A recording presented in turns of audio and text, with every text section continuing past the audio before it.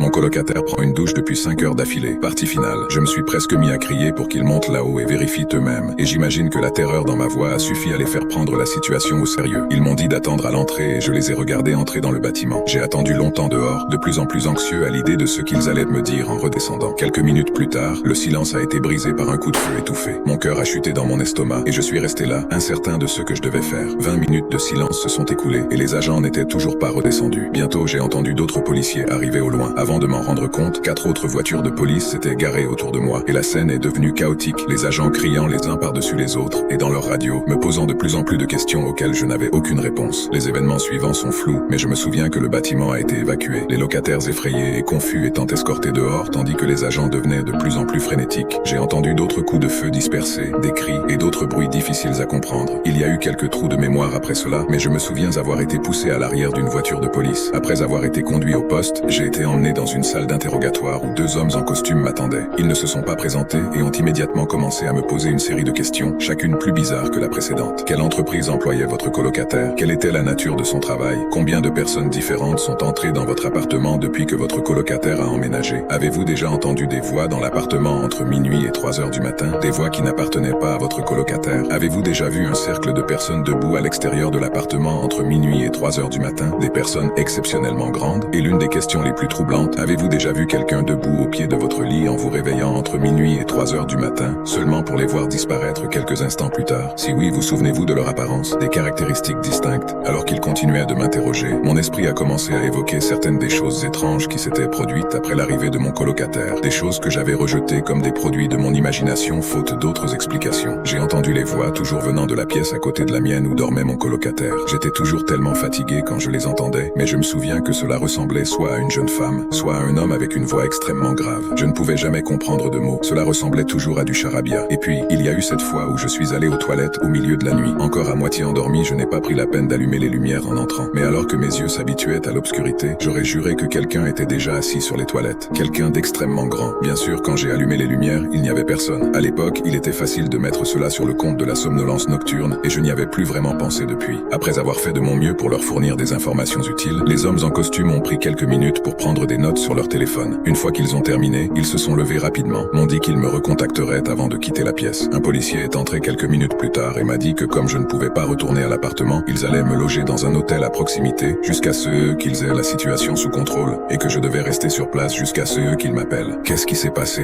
Ai-je demandé. Qu'est-ce que vous avez trouvé là-haut? Il m'a regardé longtemps, comme s'il détestait ce qu'il envisageait de me dire. Finalement, il a juste secoué la tête. Je ne sais pas, a-t-il dit. Je veux dire, je ne sais vraiment pas. J'ai hoché la tête, tenté de sourire bien que je sois sûr que cela n'a pas bien rendu. J'ai regardé mon téléphone. C'est le lendemain maintenant et je suis à l'hôtel. Bien sûr, je n'ai pas pu dormir. Je n'ai pas vraiment pu manger. L'agent ne m'a pas encore appelé. Lorsque j'essaie de rechercher des informations sur l'évacuation sur Internet, tout ce que je trouve sont des articles affirmant que c'était dû à un incendie. Un foutu incendie. Mise à jour, je me suis endormi et je viens de me réveiller. Il est 1 heure du matin et je peux entendre le bruit.